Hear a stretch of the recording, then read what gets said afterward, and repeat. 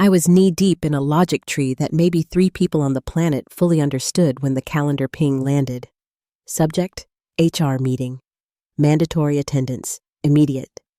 No context, no warning, just one of those sterile corporate summons that carry the quiet terror of a guillotine. I stared at it for a second, fingers frozen above the keyboard, then locked my screen and headed for the 5th floor. The HR suite always smelled like burnt coffee and laminated disappointment.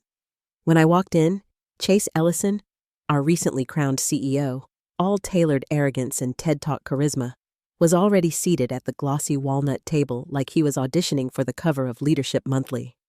2 HR reps flanked him, identical smiles of scripted empathy. "Aaron," Chase began, folding his hands like a preacher about to confess someone else's sins. "This isn't easy," which of course meant it would be excruciating for me. "In light of the merger and our cost streamlining initiative, we're reevaluating overlapping roles." I waited. "You've been incredibly valuable," he added smoothly, "but your salary tier no longer aligns with our new structure. Effective immediately, we're implementing a 30% compensation adjustment. Translation: expensive, middle-aged, and inconvenient. 16 years at Nexitech Systems, longer than half the office furniture, and this was my reward. A polite downgrade disguised as synergy. No mention that I'd architected the very framework their billion-dollar merger was built on. I wasn't a cog. I was the engine. And now, apparently, the engine was redundant. I signed the paperwork without a word, didn't argue, didn't beg. Just looked Chase in the eyes and smiled. The kind of smile you give someone who thinks they've won a game you wrote the rules for. That afternoon, the company Slack lit up with a new hire announcement. "Welcome, Brandon Hale, VP of Technical Architecture." Brandon was 29, wore loafers without socks, and called himself a disruptor. During the all-hands, he compared my system, Atlas Core, to a vintage car that just needs a modern driver. I almost applauded his confidence while my stomach tried to escape through my ribcage. By the end of the week, my office nameplate was gone. My access to the deployment servers, revoked for security restructuring, my admin permissions, terminated.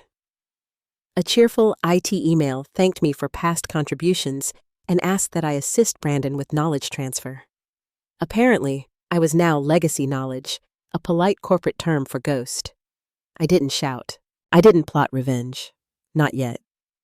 I started logging things: timestamps, access revokes, server triggers, meeting summaries, not for fury, but for accuracy. Because when a skyscraper collapses, it helps to know which beam cracked first. Days blurred. Brandon paraded my slides in meetings. The CTO called him a breath of fresh air. The interns called him boss. I called him temporary. Deep inside a forgotten drive sat a folder labeled patent drafts. In it, a PDF I'd filed 2 years earlier under my own name. A provisional patent for the validated logic engine at the heart of Atlas Core. No one at Nexitech had ever seen it. Their lawyers had brushed off my proposal back then. Too expensive. Not a priority. So I'd paid the filing fee myself. Tuesday night, I met my old mentor, Robert Callan, for a drink at a bar near Union Square. The kind where whiskey comes neat and no one pretends to like anyone. He slid a napkin toward me like it could absorb betrayal. "You look like hell," he said. "They cut my pay," I muttered. 30%. He didn't flinch. "Let me guess. Restructuring? They bring in some loafers and LinkedIn wonderkin to reimagine the future?" I nodded. "And he gets your office." Robert sipped his rye, then leaned in. "You still hold that provisional?" The question stopped me. I hadn't thought about it in months. Maybe a year. I pulled out my phone, logged into the U.S. patent portal. There it was. Provisional application number 6289X. Authenticated logic validator for dynamic systems. Status: active. Days remaining: 14. 14 days before expiration, or activation. Robert saw my face and smiled slowly. "You never told them, did you?" I shook my head.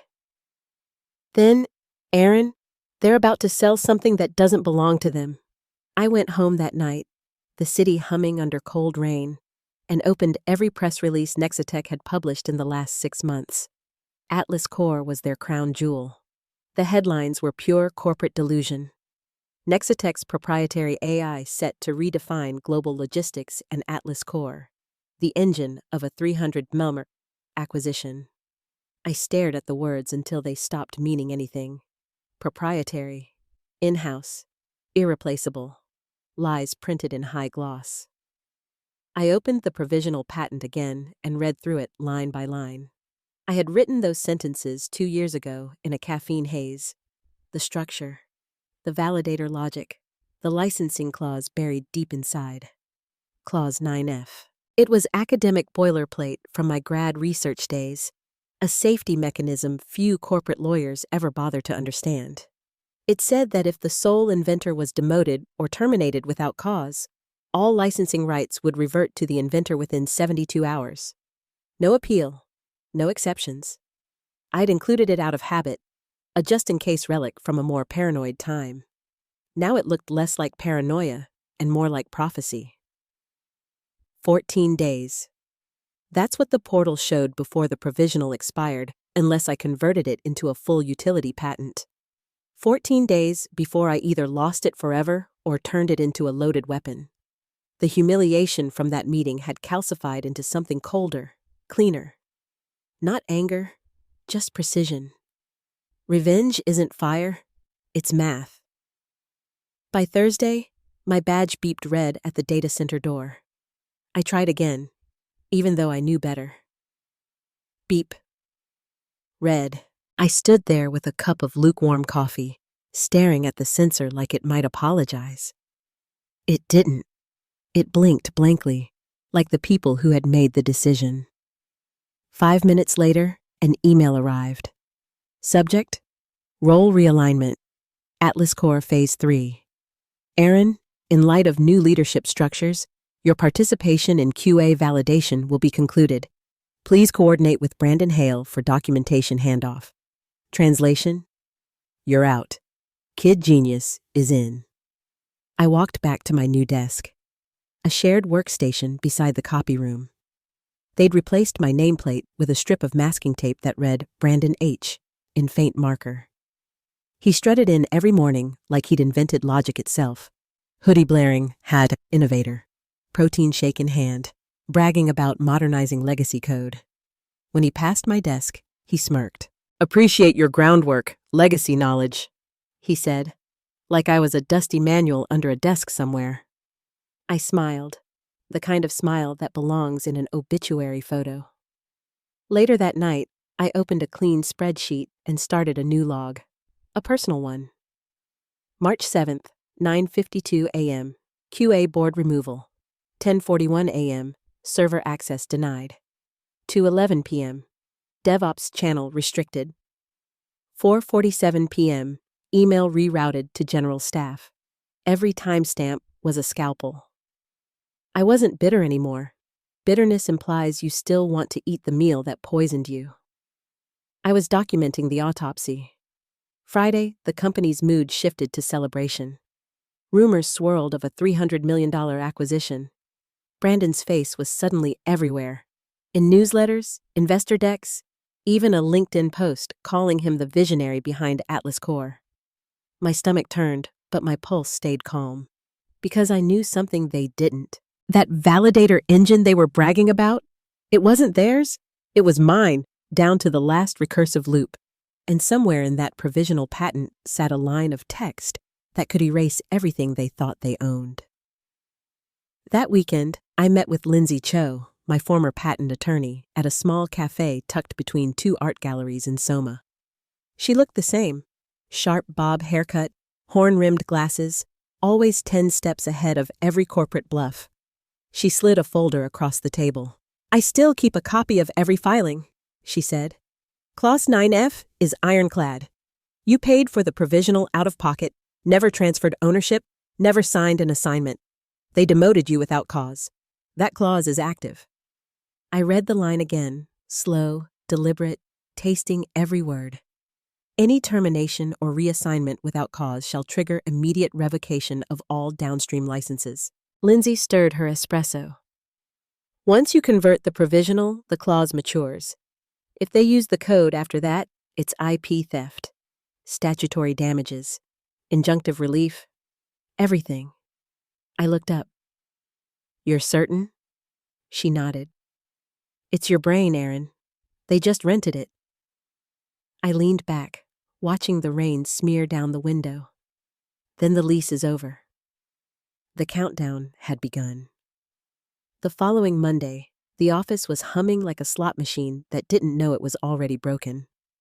The final demo with the European buyers was in 3 days, and everyone was running on adrenaline and denial. Posters went up with slogans like Atlas Core, the future of global logistics.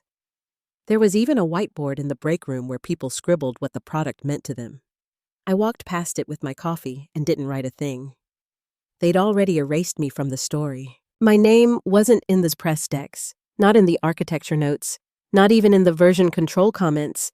It was like I'd never existed. Good. Ghosts make the best witnesses. That night, I opened my laptop at home.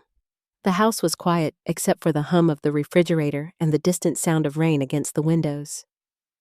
I logged into the old developer console, one they'd forgotten to decommission. It was a sandbox server used for load testing back when Atlas Core was still an experiment in a basement. The access credentials hadn't changed. I ran a ping. It responded, alive and waiting. I opened another tab, the patent portal. The provisional was still there, status active, days remaining, 9. I scrolled down to clause 9F, the same words Lindsay and I had read together at that cafe. Termination or reassignment without cause triggers automatic revocation of downstream licensing rights within 72 hours. I knew exactly what that meant. If I converted the provisional and then activated the revocation, the validator engine, the brain of Atlas Core, would legally and functionally stop trusting the system. I started mapping dependencies, tracing which modules would call the validator first. Routing chains, data flows, logic trees. My notebook filled with arrows and annotations. When you spend 16 years building something, you know where all the arteries run and how to cut them. I didn't want to destroy anything. I wanted clarity. Justice that didn't need witnesses. By Wednesday, the Slack channels were glowing with celebration gifs. Brandon strutted past my desk, my borrowed folding chair, like a man about to be knighted. "Big week, Aaron," he said, clapping me on the shoulder. "Glad you're still part of the journey." I stared at him until he backed away, the fake charm flickering. The journey he mentioned was ending in less than 72 hours. That afternoon, I got the invitation email. Atlas, Core Celebration Lunch. Friday, 12 p.m. with balloons and exclamation marks. Brandon was front and center in the promo photo, high-fiving the VP of sales like they'd reinvented fire. My name was nowhere, of course. Perfect. I didn't reply. Instead, I tunneled back into the dev environment through my hidden access. My forgotten sandbox node blinked to life. I authenticated, then navigated to the licensing registry. A confirmation box popped up. "Are you sure you wish to disable provisional licensing for application 6289X? I hovered over it for a moment, not out of hesitation, just reverence. This wasn't revenge. It was symmetry. I clicked confirm. There was no alarm, no explosion, no cinematic flash of light, just a line of code silently changing status from licensed to revoked. Deep in the system, the validator's integrity check heartbeat, an automated license confirmation sent every 72 hours, was waiting for its next pulse. The next one would occur at precisely 6:00 a.m. Friday, the same morning as the live demo. When it pinged the registry, it would find nothing, and by design, it would stop validating every decision tree in the system. Without validation, Atlas Core couldn't process a single logistics command. That night, I wrote one sentence in my notebook. Validator trust chain awaiting next pulse. Then I closed the book and poured myself a glass of red wine. Outside, thunder rolled over the city. Somewhere downtown, Chase Ellison was probably rehearsing investor talking points, and Brandon was probably picking out a new hoodie for his big day. Meanwhile, the heart of their empire had already stopped beating. On Thursday morning, the office smelled like nerves and espresso. I watched them move through the hallways, all cheerful ignorance and synthetic optimism. They thought they were building history. They didn't know the foundation had already been erased. I just smiled, sipped my coffee, and whispered under my breath. Tick. Friday morning arrived like a blade.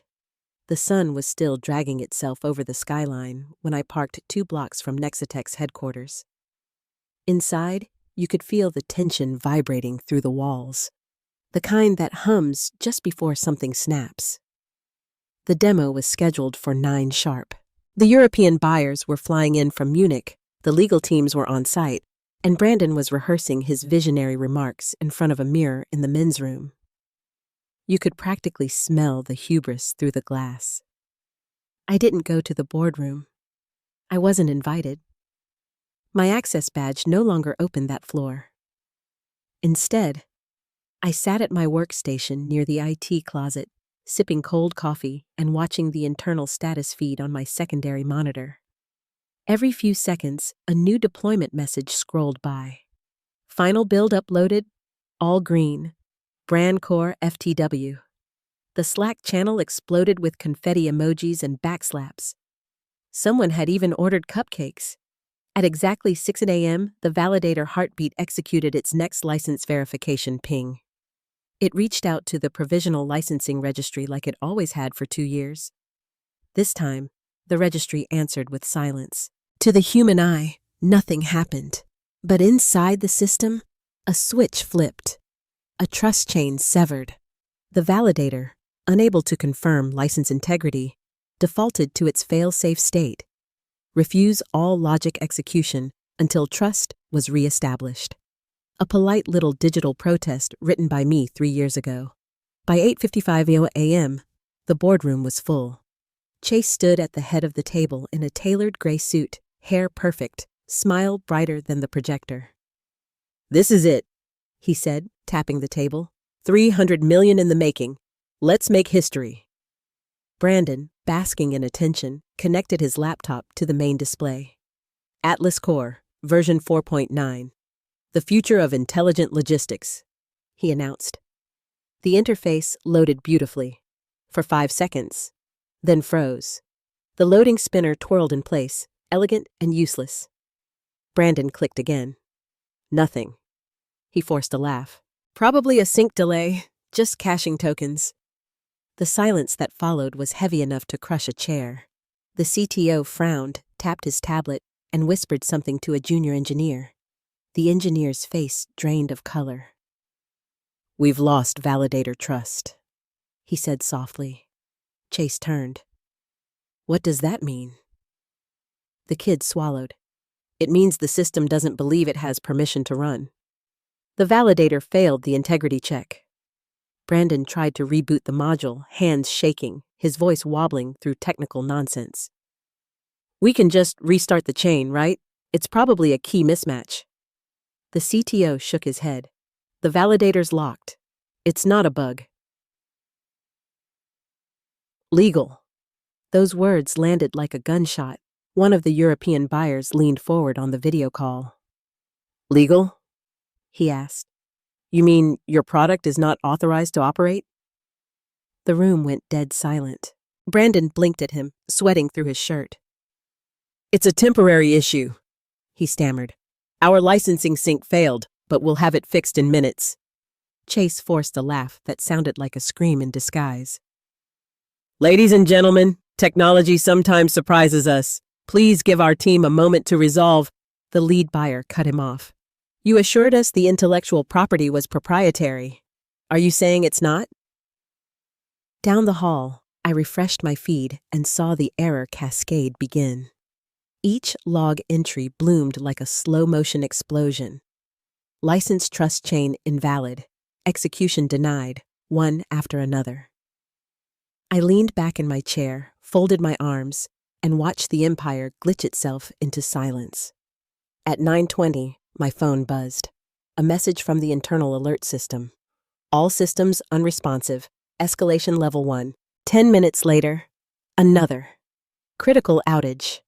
Atlas Core offline across all environments. The Slack emojis disappeared. The celebration stopped. The digital champagne had turned to ash. Somewhere upstairs, Chase Ellison was realizing that the engine he'd built his $300 million future on had just vanished beneath his feet. And somewhere, Brandon Hale, visionary, disruptor, messiah of modern architecture, was staring at a screen that refused to believe in him. Meanwhile, I simply finished my coffee, packed my bag, and walked quietly toward the elevator. The validator didn't trust them anymore. Neither did I. By 10:00 a.m., the entire building pulsed with panic.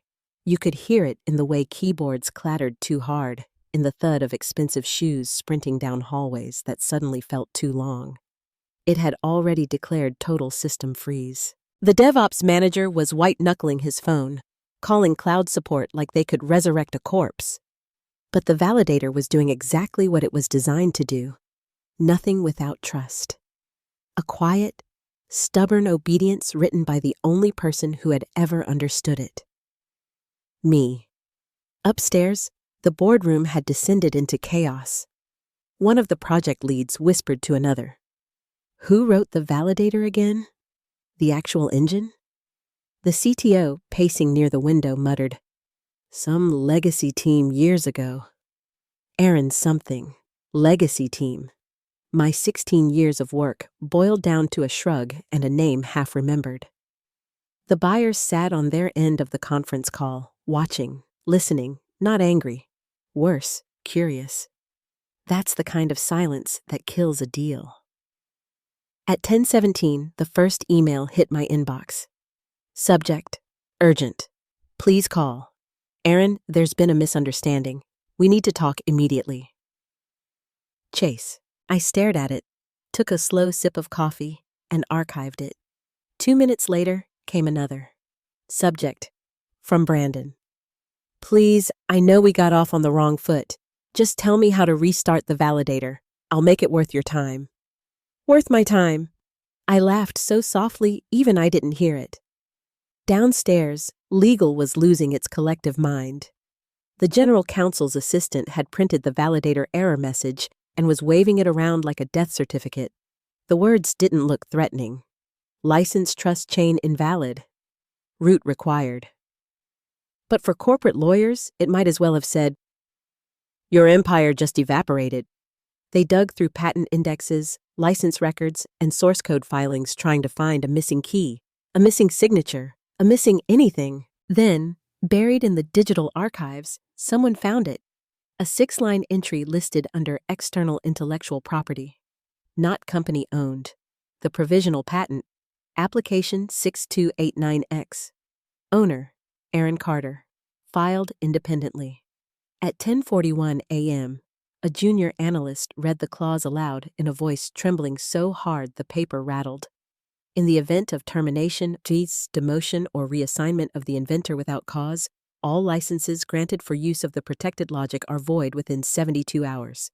Continued use constitutes unauthorized commercial exploitation and is subject to injunctive relief under 35 U.S.C. So 284. The room went silent. Then someone whispered, Clause 9F. What the hell is Clause 9F? By 10:52, the buyer's legal team had received a copy of the clause through an anonymous FYI email, probably some middle manager still clinging to their conscience or just terrified of lawsuits. The Europeans didn't respond with fury. They responded with procedure. Subject, acquisition pause, pending IP audit. Effective immediately, we are halting deal progress until ownership of the validator logic is confirmed. Do not represent Atlas Core as proprietary until resolved. Chase got that email mid-sentence while scribbling action plan on a whiteboard. He froze, mouth half open, reading the message twice like it might rearrange itself into mercy. His face drained. "Material breach," he muttered. The CFO looked up, pale as a ghost. "Please tell me we can fix this," he said. The general counsel shook her head slowly. "We can't fix ownership." By 11:10, the board was in full emergency session. The investors dialed in, livid but controlled, the way sharks look before the bite. One of them asked the question that hung over the room like smoke. "You didn't check the patent chain?" Chase tried to defend himself. "It was provisional. Nobody files those solo." The lawyer cut him off. "She did. She paid for it herself. Never assigned ownership. You demoted her without cause. That clause is active." The silence afterward was surgical. You could hear someone's pen drop. Meanwhile, I was nowhere near that room. I was sitting at a small cafe 2 blocks away, window seat, laptop closed, watching the rain streak down Market Street. My phone buzzed with another message. Subject: "Please, we can work something out." I powered it off, folded my hands, and just watched the city move. Calm, detached, like a surgeon after the operation. At 11:29 a.m., Nexitech's $300 million dream flatlined. At 11:40 a.m., the emergency board meeting began, and within minutes it had turned into a slow-motion implosion. The air in that conference room could have peeled paint. Tension, sweat, and disbelief swirling under the LED lights. Chase stood at the head of the table, sleeves rolled up, jaw tight, pretending to be composed while his entire legacy crumbled behind his eyes. The CFO read aloud from the buyer's latest email. "Pending legal confirmation, consider your position in material breach of our term sheet." The words "material breach" echoed like a verdict. An investor slammed his fist on the table. "You didn't check the IP chain? You had one job," he shouted. Chase's voice cracked as he tried to justify it. "It was a provisional patent. Nobody files those solo. She was staff." "It's impossible." "No," the general counsel cut in sharply. "It's not impossible. It's negligence. She filed it, paid for it, and never signed it over. You cut her pay and reassigned her without cause." Clause 9F was triggered automatically. Across the world, in Munich, the buyer's lawyers were already in their own conference room, screens glowing with copies of my patent filing, my name highlighted in yellow. Their lead attorney spoke on the next call, stone-faced, accent-clipped. "Your core product," he said, "is not yours to sell." Silence followed. Not the stunned kind, but the fatal kind that comes right before something dies. Chase tried to recover, mouthing empty words about good faith and temporary confusion, but the European buyer wasn't interested in theater. "We are walking away," he said simply. Then he ended the call. The sound of that disconnect tone must have felt like a guillotine. Brandon Hale, sitting near the corner of the room with a keyboard still open on his lap, looked like a ghost wearing a startup hoodie. "We can rewrite it," he blurted. "The validator. It's just logic. We can rebuild the framework." The company's head counsel didn't even look up. "You'd be rewriting a patented system. Every keystroke would be a new infringement." Brandon's hands trembled.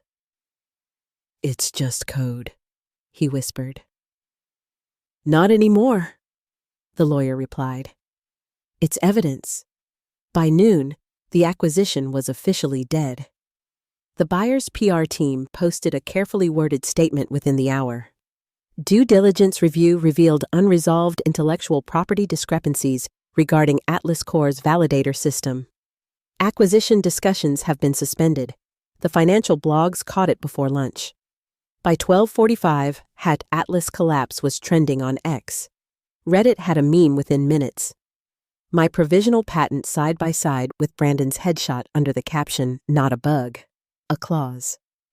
Inside Nexitech, HR quietly began organizational adjustments. Chase's contract was placed under review, which in corporate language meant prepare your resume. Brandon disappeared into an empty office, probably sobbing into his protein shake. The CTO stopped answering calls. And someone from PR was desperately trying to draft a statement that didn't sound like a eulogy. Meanwhile, I was in a small co-working space a few blocks away, sunlight streaming through the high windows, a fresh cup of espresso at my elbow. My phone buzzed nonstop. Unread messages piling up like a digital avalanche. "Aaron, we can fix this. Please, just talk to me. What do you want? Money? A new title?" One even came from Chase himself. Subject: above me. Now. "Aaron, I understand you're upset, but this can be resolved. Whatever you need, name it. Please respond before this escalates further." I didn't open it. I didn't need to. The escalation was already complete. At 2:00 p.m., a journalist from Tech Insider broke the story wide open. Former engineer's IP clause kills $300 million deal. It included screenshots of my filing, timestamps from the patent registry, and an anonymous quote from an internal source. She tried to warn them. By 3:00 p.m., cable news was looping the segment under a banner that read, "The 300 million mistake."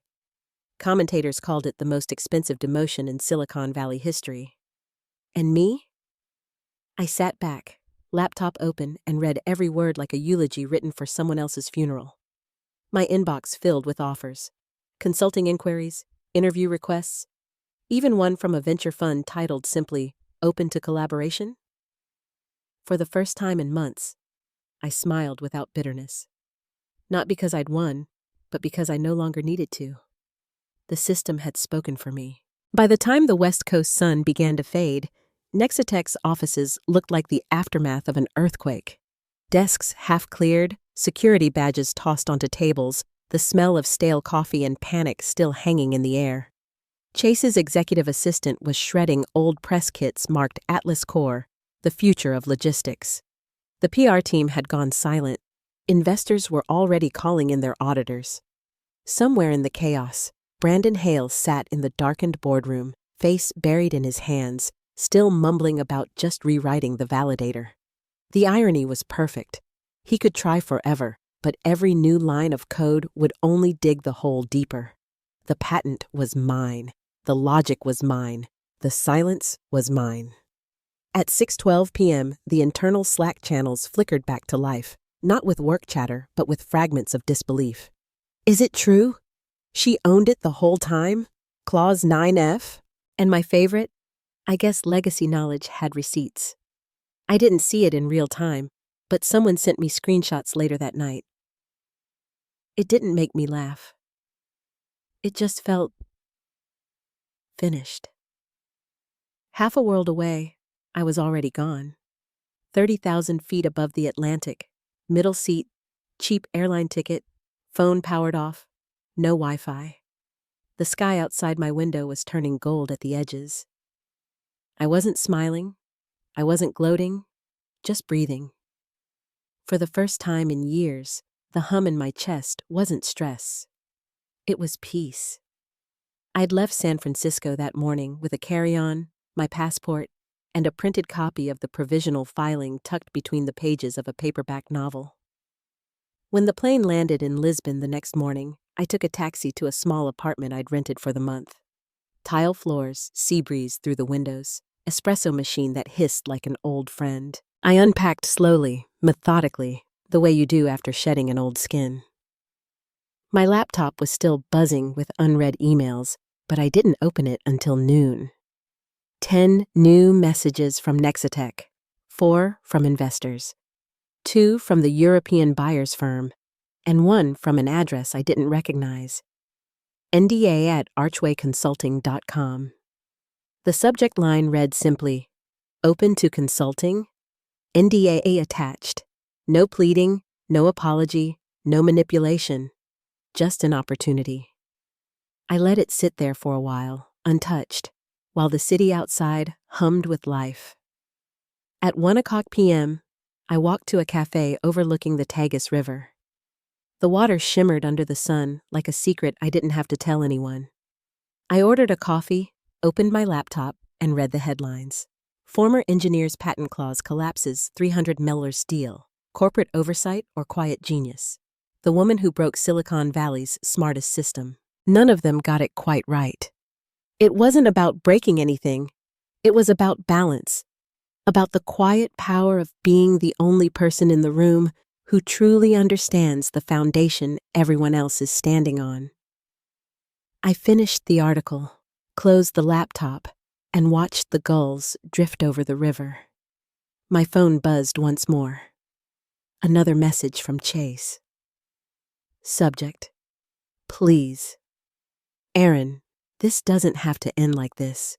We can rebuild, renegotiate, rebrand. We'll give you anything you want. Just talk to me. I powered the phone off again and set it face down on the table. Some bridges aren't worth crossing, even if they're still on fire behind you. As the afternoon light stretched long across the water, I took out my old notebook, the one I'd filled with diagrams and timestamps and quiet fury. On the last page, I wrote a single line: Validator trust chain, terminated. Then, beneath it, smaller: System restored. I tore out the page, folded it once, and let the breeze carry it off the balcony. That night, as the city lights flickered against the sea, I poured myself a final glass of wine and thought about all the times I'd stayed late at Nexitech. The fluorescent hum, the empty promises, the way my name had slowly been erased from every slide deck. They had mistaken silence for compliance, humility for weakness, loyalty for ownership.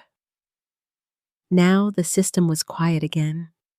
No alarms, no pings, no noise. Just stillness. The kind that comes when the last domino has fallen and you're the only one left standing. I wasn't legacy knowledge anymore. I was the architect, the author, the proof. And for the first time in 16 years, that was enough.